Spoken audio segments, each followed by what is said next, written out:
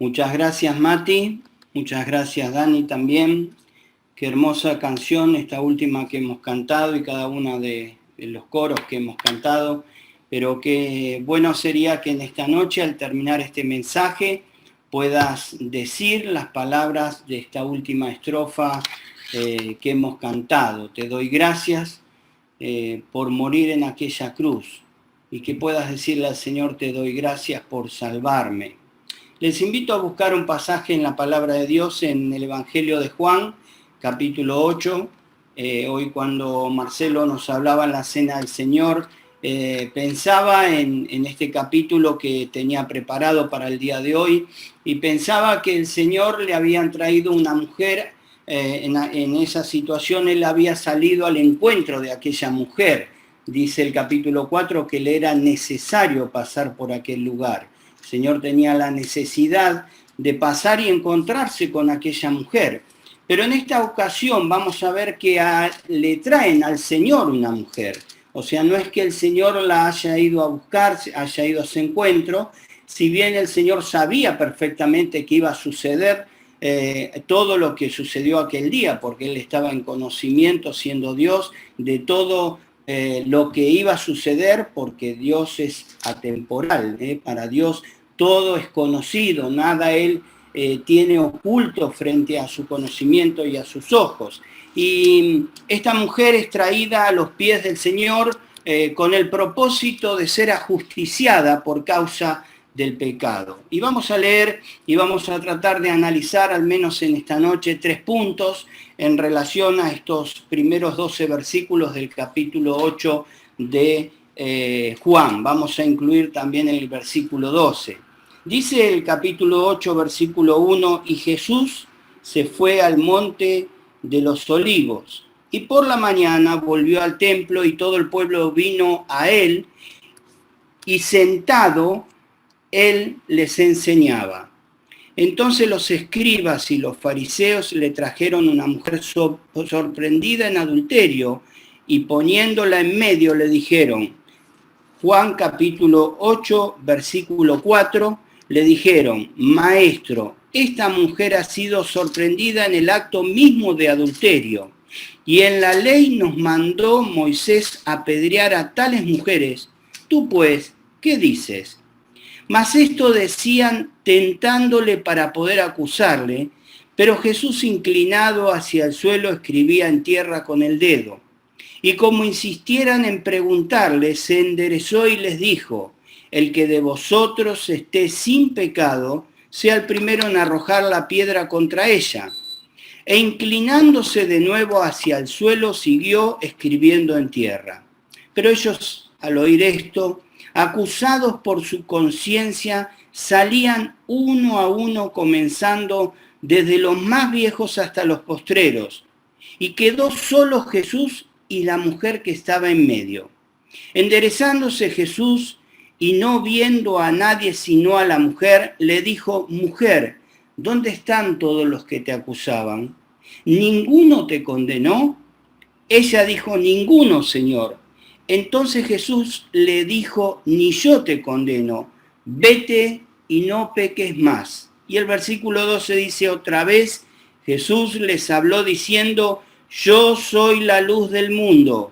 El que me sigue no andará en tinieblas, sino que tendrá la luz de la vida. Hasta aquí por ahora con la palabra de Dios. Quisiera invitarlos a analizar un poquito esta situación en la cual algunos tratan de quitar del Evangelio de Juan y tratan de anularlo diciendo que no es justamente canónico, que no es un pasaje que se encuentra en los manuscritos, pero es un pasaje que tiene una connotación tan importante y que realmente no hay ninguna aseveración ni ningún tipo de posibilidad de querer erradicarlo del Evangelio de Juan, y que muy bien lleva con los pasajes que son anteriores y posteriores. Y esta mujer, no cabe duda que fue llevada con el propósito de ser ajusticiada, pero el objetivo de estos fariseos y de estos escribas no era solamente el deseo de apedrear a la mujer, sino que era el deseo de tratar de tentar, de hacer caer al Señor Jesucristo, de que Él pueda decir algo en contra de la ley de Moisés, entonces ahí tener una excusa para llevarlo a un juicio y para ser llevado a muerte. Y estos fariseos y estos escribas, seguramente alguno de ellos habría encontrado a esta mujer en el mismo acto del adulterio, en el mismo acto del pecado de adulterio. Y según Deuteronomio capítulo 22, vemos allí en el versículo 22 como había una condena para aquellos que eran encontrados en esta situación, tanto para el hombre como para la mujer. Pero no trajeron al hombre, y es verdad que podemos decir que al hombre no lo trajeron porque había una sociedad muy machista, porque había una sociedad donde querían realmente preservar la vida de aquel hombre, pero no así la de la mujer. Pero me parece que acá el propósito principal no era el de la mujer y el hombre, sino el propósito era el de acusar al Señor Jesucristo. Ellos querían lograr tener un principio para poder acusarles, para poder llevarlos a las autoridades y así poder, como decía anteriormente, llevarlo a la muerte. Pero resulta ser de que esta mujer fue sorprendida en el pecado. Y quisiera que en este primer punto nos detengamos un poquito. El pecado es algo que, como bien decía Matis, es todo lo que desagrada a Dios, todo lo que sale de la ley de Dios. Dios nos ha dado un manual para vivir y Dios nos ha mostrado que a través de nuestros actos no hemos podido cumplir, ni ninguno puede cumplir, con todos los requerimientos para ser santo. Nadie tristemente ha podido lograr llevar una vida apartada del pecado. Nadie ha podido lograr ser manifiesto delante de Dios como aprobado. Y en esta situación, esta mujer estaba sorprendida en el mismo acto del adulterio. Había sido sorprendida en el pecado. El ser humano, al encontrarse en una vida de pecado en la sociedad actual, ha decidido no tener en cuenta a Dios. Ha querido sacar a Dios del lado de su vida y aún así dicen que Dios no existe. Es la forma más sencilla de querer aquietar las conciencias del pecado. El ser humano ha querido quitar a Dios de la vida de la sociedad y ha querido señalar a aquellos que creemos en Dios como simples religiosos que acatan ordenanzas que son de un libro escrito por humanos. Pero mis queridos, quisiera que en esta noche puedan pensar y detenerse que hay algo que nadie puede quitar, aun como ha querido quitar el hombre en la sociedad. Dios, la Biblia, las iglesias y todos los mandamientos, hay algo que nadie ha podido quitar de sus vidas y es la acusación en la conciencia. El pecado lleva al ser humano a vivir una instancia de acusación de la cual nadie puede ser librado. Podrán tener una conciencia posteriormente por causa de continuar en el pecado, una conciencia que está quizás adormecida. Pero la conciencia en primera instancia nos acusa de que somos pecadores. Cuando una persona está engañando a su esposa o a su esposo, no le quepa ni la menor duda que seguramente no antes, pero posteriormente viene el remordimiento a causa de ese pecado. Viene la autojustificación de por qué lo llevó adelante, queriendo autojustificarse quizás por una mala relación, quizás porque le falta afecto, quizás porque no hay atención de parte de los cónyuges. Pero no cabe duda que posteriormente a ese acto de adulterio hay una acusación en la conciencia del ser humano. Es que el pecado ha llegado a realmente hacer un daño terrible en nuestra sociedad. Y el pecado al principio es atractivo. Recordamos un querido hermano que siempre dice que el pecado es sabroso. Proverbios 9:17 dice que el agua robada es refrescante y lo que se come a escondidas es más sabroso. Y el pecado es llevado a lo oculto, y el Señor Jesucristo hablaba acerca de esto allí con Nicodemo cuando le decía, posteriormente a esa charla que tiene con Nicodemo, que el hombre no quiere venir a la luz porque sus obras son descubiertas. Es que el pecado no quiere ser descubierto. Y pensamos que ese pecado que hacemos en lo oculto no lo va a saber absolutamente nadie. Y aún aquellos que somos sus hijos podemos pensar que el pecado que ocurre en nuestra vida y que nadie lo sabe sino Dios, nunca va a ser descubierto. Pensamos que ese pecado va a quedar en lo oculto entre nosotros y la persona con quien lo llevamos adelante, o entre nosotros y la situación en la que estamos pasando. El Señor Jesucristo un día le dice a sus discípulos en Lucas 8:17, pues no hay nada oculto que no haya de ser manifiesto, ni secreto que no haya de ser conocido y salga a la luz. Es verdad que esta mujer había sido hallada y había testigos que podían atestiguar, valga la redundancia, de esta inmoralidad, de este pecado. Los testigos eran los primeros que deberían apedrear a la mujer y posteriormente todo el pueblo junto con ellos. Y estos testigos seguramente eran de los fariseos y de los escribas y lo trajeron con el propósito de atacar al Señor.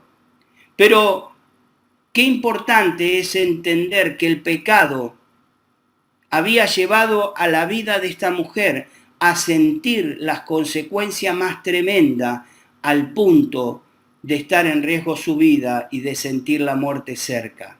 Es que el pecado trae consecuencias. Muchas veces Osvaldo nos dice, podemos elegir la forma de pecar, no hay ninguna duda de eso. Pero nadie puede elegir las consecuencias que conllevan ese pecado. Nadie puede elegir lo que quiere que venga como consecuencia.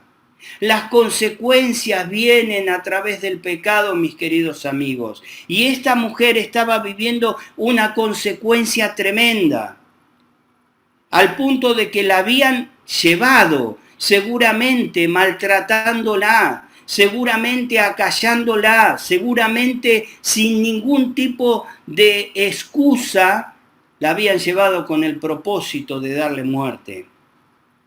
Dice Santiago 1:17, después cuando la pasión ha concebido, da a luz el pecado, y cuando el pecado es consumado, engendra la muerte. Es que todo nuestro pecado ha llevado a vivir en nuestra vida y en la sociedad en que vivimos las consecuencias tremendas en las que estamos inmersos los seres humanos. Es asombroso ver cómo en la situación en la que vivimos, en la humanidad entera, aún sigue habiendo un pecado tremendo como es buscar la manera de asegurarse este plan de vacunas y dejar de lado a aquellos países que tienen muy pocas posibilidades de obtenerlas, y realmente hay países que tienen hasta 7 dosis para cada uno de sus habitantes, y hay países que no tienen ni solo una. Es que estamos viviendo un mundo lleno de egoísmo, llenos de pensamientos propios para cuidarse cada uno y olvidarse de los demás. Es que vemos en los demás siempre lo malo. Y este es el segundo punto que quisiera que nos detengamos en esta noche. La gente que había traído a esta mujer, en el versículo 4 le dijeron, maestro, esta mujer ha sido sorprendida en el acto mismo de adulterio. Y en la ley nos mandó Moisés a apedrear a tales mujeres. ¿Tú pues qué dices? Mas esto decían tentándole para poder acusarle, pero Jesús, inclinado hacia el suelo, escribía en tierra con el dedo. Somos propensos a hacer justicia por mano propia. Tristemente en nuestro país estamos viviendo una situación muy especialmente aquí, yo estoy en este momento en Buenos Aires, y en la provincia de Buenos Aires se ha vivido situaciones tremendas donde han ajusticiado por mano propia y tristemente han matado a personas que no eran culpables de aquel delito. Es que el hombre está mirando primero el pecado del otro. Lo primero que alguien dice cuando se le dice que es pecador, pero yo no soy tan pecador o tan pecadora como aquel o como aquella. Empezamos a mirar los errores de los demás. Somos propensos a señalar los errores ajenos y murmuramos entre nosotros en contra de aquellas personas que nos rodean. Esto estaban haciendo nada más ni nada menos que los fariseos y los escribas.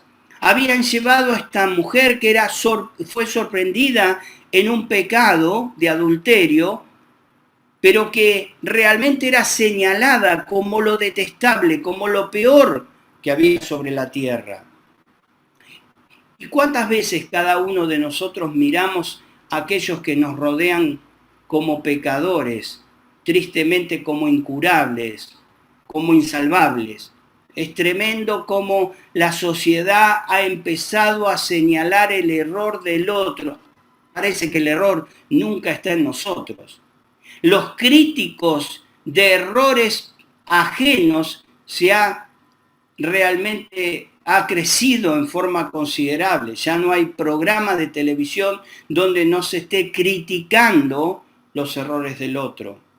Tristemente, nunca, jamás, o al menos en su mayoría, he escuchado últimamente realmente reconocer errores propios.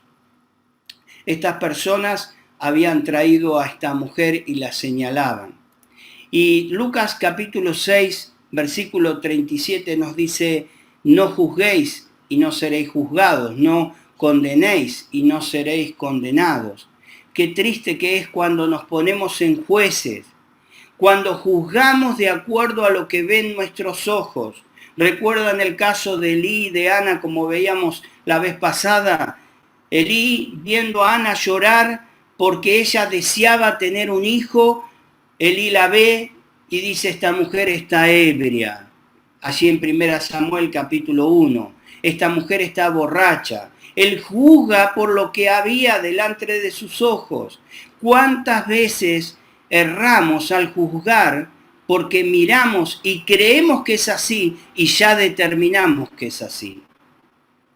Mis queridos, qué importante es que podamos analizar que Dios es el único que conoce todas las situaciones. Y Dios es el único que conoce verdaderamente toda la verdad. Y esta mujer, si bien era pecadora y si bien había sido sorprendida en un acto de pecado, realmente no era distinta a todas las personas que estaban allí. Y dice que le trajeron al Señor y que deseaban hacer cumplir la ley en relación a su pecado. Pero el objetivo era, como dije al principio, tratar de tentar al Señor, como dice la Escritura, y de que tener un motivo para poder ajusticiarlo. Muchas veces deseamos que se haga justicia. Esta es una palabra que se escucha muy comúnmente cuando ocurre algo desagradable, algo triste, algo que realmente es asombroso. Escuchamos de las cosas más tremendas últimamente, de padres matando a sus hijos para castigar a sus ex esposas, de femicidios y de tantas cosas aberrantes que no sería prudente aún siquiera transmitirlas por este medio. Pero estamos viviendo una sociedad en la cual estamos siendo dañados por nuestro propio pecado. Estamos viviendo las consecuencias de nuestro propio pecado. Y muchas veces queremos ajusticiar y nos salimos de las casillas. O como decimos aquellos que venimos de familia italiana, se nos sube la tanada. Y queremos ajusticiar las cosas a nuestro pensamiento, a nuestro medio de verlo, pero dice Santiago que donde está el enojo humano no está realmente allí la rectitud de Dios. Nosotros debemos entender que no somos menos pecadores que otras personas. Es verdad que cada uno recibe la consecuencia. Nadie está diciendo que aquel que peca o aquel que hace tristemente un daño no tiene que pagar una consecuencia, pero nosotros somos los primeros que deberíamos pagar, porque somos exactamente iguales. Eso es lo que estaba ocurriendo en esta situación.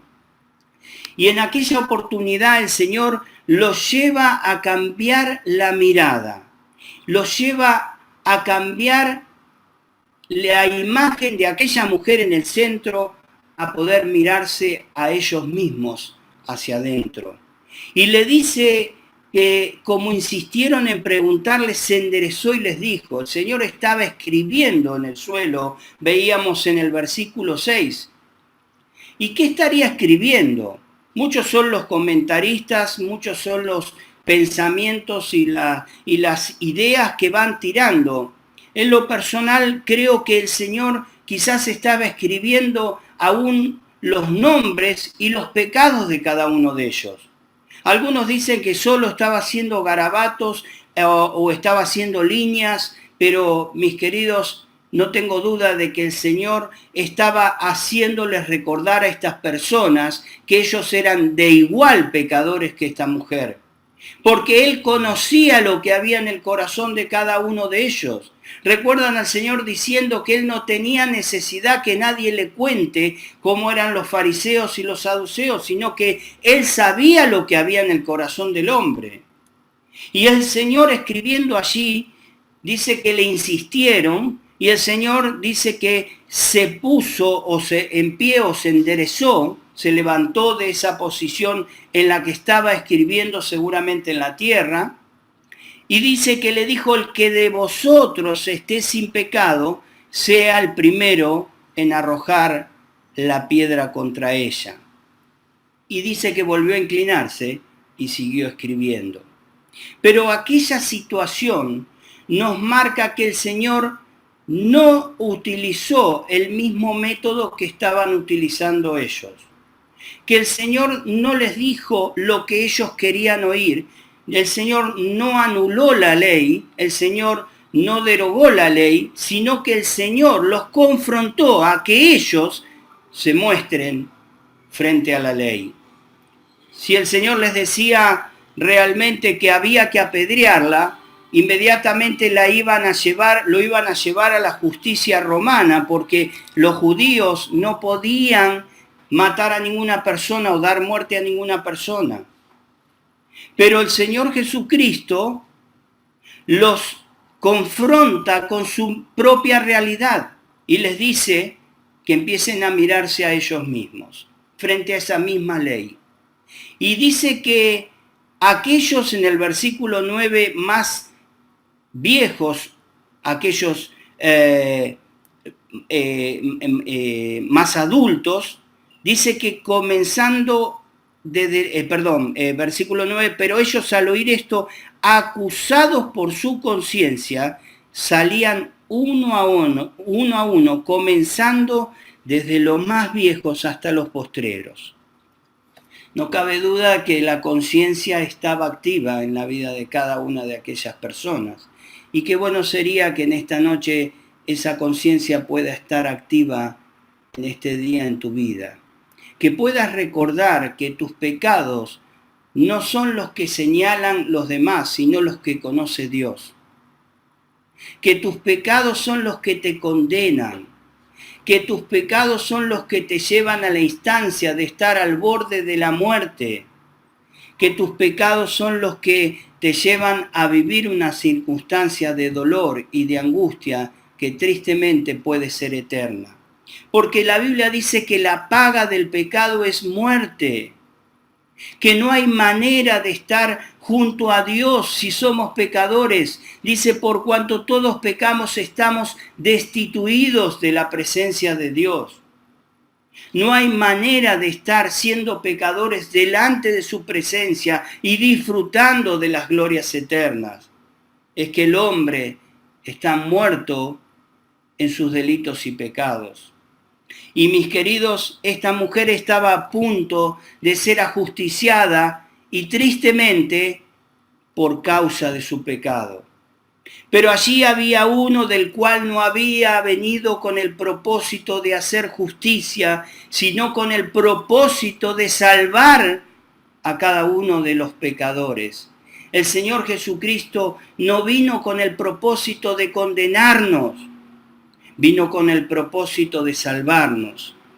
Y cuando el Señor los desafía en esa circunstancia a que puedan analizar su vida, dice que comenzaron a salir desde los más viejos hasta los más jóvenes.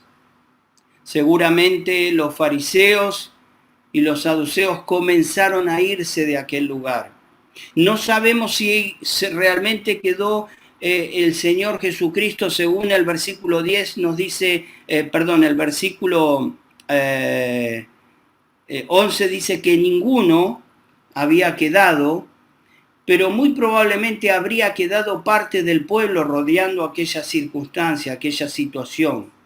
Pero aquellos fariseos y aquellos saduceos se comenzaron a ir porque sus conciencias les acusaban.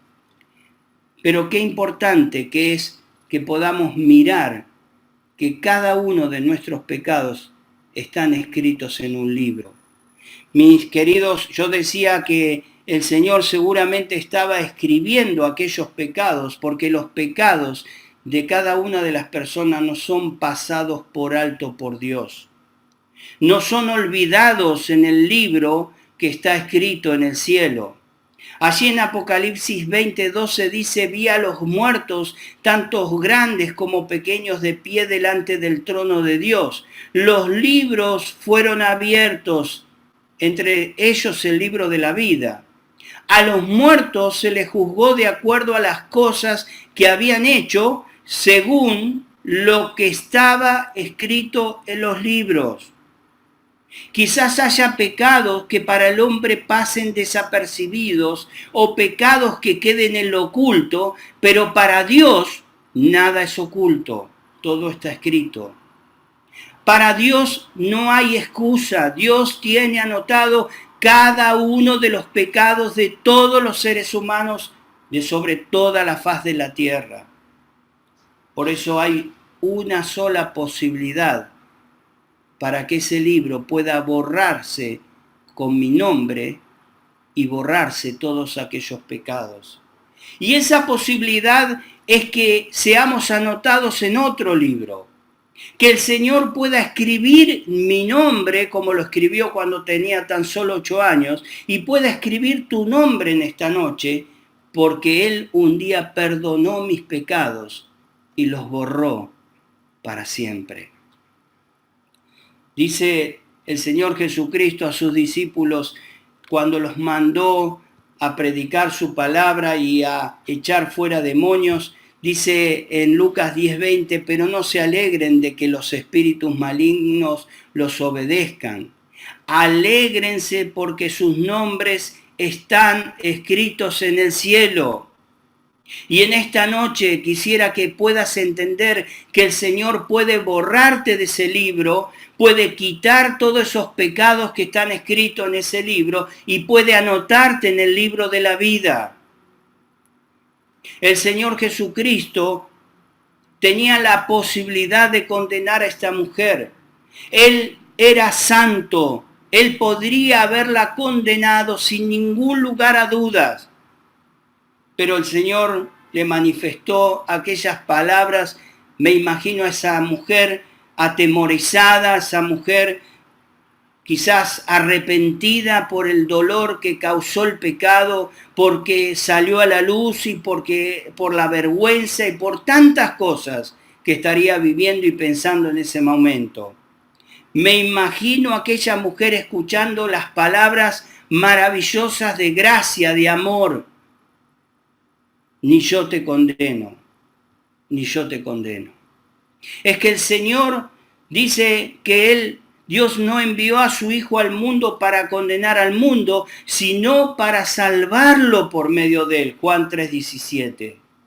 El Señor Jesucristo vino con el propósito en esta noche de que seas salvo, que seas una hija, un hijo de Dios a partir del momento en que te arrepientas de tu pecado y que vayas a Él para que Él te pueda perdonar y ya no haya condenación para tu vida. Hay algo que es muy importante en este hecho, y antes de entrar en la última parte, y es que el Señor le dice y le aclara: vete y no peques más. No hay arrepentimiento cuando hay continuidad de pecado. Muchas personas dicen creer en Dios, muchas personas dicen ir a una iglesia, muchas personas asisten a una congregación, pero algo que demuestra que realmente alguien se ha arrepentido no es que ya no peca más, porque de hecho el apóstol Juan lo dice en su primera carta: si alguno dice que no tiene pecado, le hace a Dios mentiroso y la verdad no está en él, porque todos pecamos. Pero una cosa es pecar, tristemente porque somos propensos a caer en el pecado, aunque tenemos el poder de parte de Dios para vencer el pecado. Y otra cosa es continuar mi vida como venía, y como bien decía Marcelo esta mañana, ayer lo decía Pablo: si alguien robaba ya no tiene que robar más, si alguien hacía ciertas cosas que estaban mal, ya no tiene que seguir haciéndolas. El Señor lo aclara a esta mujer, se lo aclara y le dice: vete y no peques más, no vuelvas a tu vida anterior. Porque Dios detesta el pecado.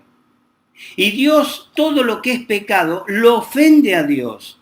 Por eso deberíamos, como hijos de Dios, también tratar con esta severidad del pecado. Deberíamos entender que cada pecado de nuestra vida atenta contra el dolor o contra lo que Dios está sintiendo por nosotros. Dios se duele cuando ve a un hijo pecando. Qué importante es entender que el arrepentimiento incluye el cambio de vida. Mucha gente dice creer en Jesús y aún levantan su mano y aún dicen aceptar a Cristo, pero siguen en su vida pasada. Y el Señor dice contra tales, dice: no todo el que me dice Señor, Señor entrará en el reino de los cielos, sino el que hace la voluntad de mi Padre. Es que el arrepentimiento implica un cambio de vida. Por eso, en esta noche quiero transmitirte lo que el Señor dijo en este versículo 12. Otra vez Jesús les habló diciendo: yo soy la luz del mundo. El que me sigue no andará en tinieblas, sino que tendrá la luz de la vida. Tristemente el pecado reina en este mundo porque es un mundo que vive en tinieblas, que vive en oscuridad, que vive pensando y buscando complacerse a sí mismo.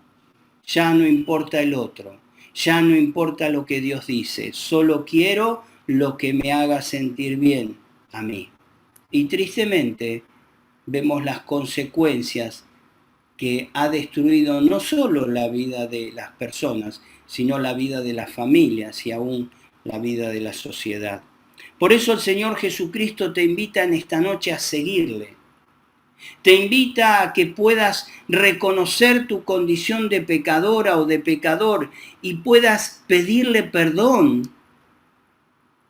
y puedas invitarlo a entrar a tu corazón para que a partir de ahora le sigas.